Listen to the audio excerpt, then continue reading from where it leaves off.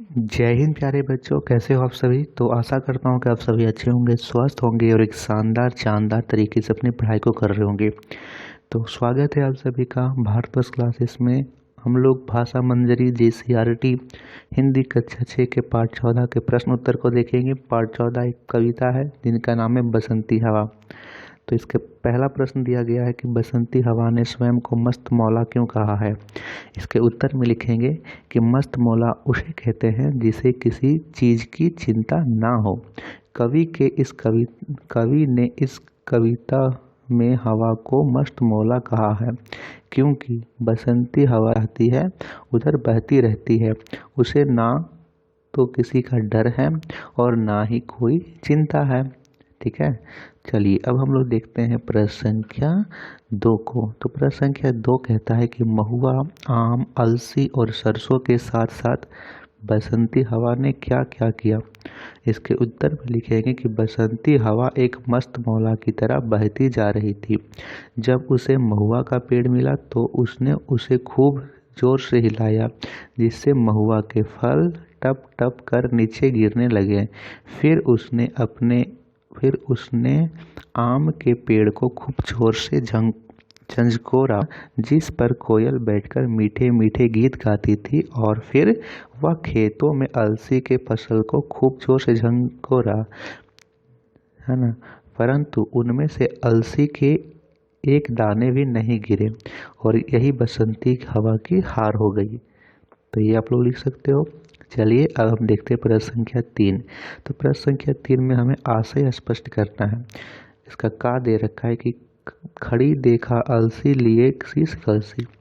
तो इसके उत्तर भी लिखेंगे बसंती हवा खेतों में लगी अलसी के फसल को खूब जोर से हिलाती है, परंतु उसमें उसे अलसी का एक दाना नहीं गिरता और यहाँ पर उसकी हार हो जाती है। प्रश्न संख्या इसका खा दे रखा है बसंती हवा में हंसी सृष्टि सारी। तो इसके उत्तर में लिखेंगे वसंत ऋतु के आगमन से सारे वातावरण में एक नई चमक आ जाती है। चारों तरफ रंग बिरंगे फूल खिलते हैं और फूलों की सुगंध से सारा वातावरण सुगंधित हो जाता है। इस ऋतु में बसंती हवा मस्त मौला हो जाती है और प्रकृति में हुए इस बदलाव से जनमानस में खुशी की लहर दौड़ने लगती है। प्रश्न संख्या गा देखते हैं। प्रश्न संख्या गा कहता है कि पेड़ महुआ थपाथप मचाया। तो इसके उत्तर में लिखेंगे कि प्रस्तुत पंक्ति में कवि कहते हैं कि बसंती हवा महुआ के पेड़ पर चढ़ जाती है और उसे जोर से थपथपाती है। थपथपाती का मतलब है यहाँ पे कि जो से जोर से हिलाती है, जिससे महुआ के पेड़ की पंक्तियाँ और फल नीचे टप टप करके गिरने लगते हैं। अब देखते हैं प्रश्न संख्या 4। तो प्रश्न संख्या 4 कहता है कि इस पाठ के आधार पर बताइए कि बसंती हवा ने कैसे झुमा दिया। तो इसके उत्तर में लिखेंगे कि बसंती हवा के आगमन से प्रकृति में एक नया बदलाव आ जाता है। इस पाठ में बसंती हवा ने महुआ के पेड़ को, आम के पेड़ को, गांव को, शहर को, नदी को तथा तालाब को झुमा दिया। ठीक है, प्रश्न संख्या 5 देखते हैं। तो प्रश्न संख्या 5 कहता है कि कविता में बसंती हवा एक जगह हार मान लेती है। आप उन पंक्तियों को खोजकर लिखिए।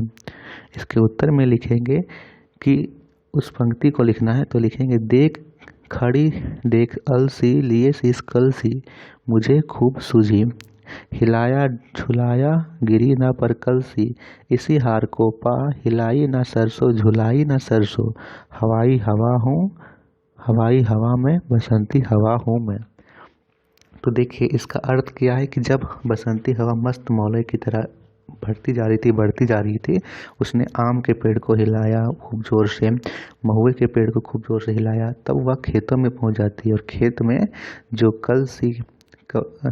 जो उसमें अलसी का जो पौधा होता है उसकी फसल तो रहती है, लेकिन वह फसल अभी कच्ची रहती है, तो वह उसे भी जोर से हिलाती है। तो उसके कलसी का मतलब है कि उसके जो फल लगे होते हैं अलसी के, वह उसके एक दाने भी नहीं गिरते हैं। तो इसमें उसकी हार हो जाती है और अंत में इसी हार को पा हुआ सरसों के फसल को नहीं जाती है, फसल को नहीं खिलाती है।